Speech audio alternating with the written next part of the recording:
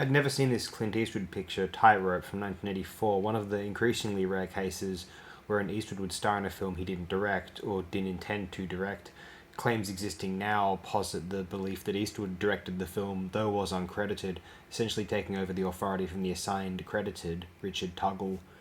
I suppose it shows Eastwood directs one of his rare thrillers, this playing Misty for Me and Eiger Sanction, and he had a knack for the genre, or at least when he had a cinematographer like Bruce Surtees or Frank Stanley. The thriller lends itself to expressive filmic environments without having to rely on VFX as the horror films that often depended upon. Eastwood was a rather gifted technical director, and so he flourishes the thriller genre quite ably. Enjoys his time in New Orleans. His adoration of jazz is no secret to any of Eastwood's fans, displaying it vividly amidst Lenny Niehause's lively musical score. The script is not half bad either, or at least in how it posits itself as a vehicle for an Eastwood archetype.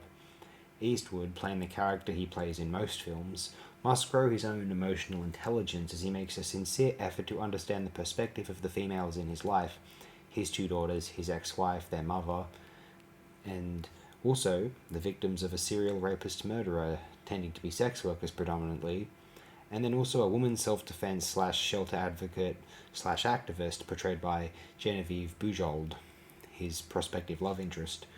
In the previous year, Eastwood had directed the Dirty Harry film Sudden Impact, wherein Harry decides to let a murderer off the hook as her victims had been those who had raped her in the past.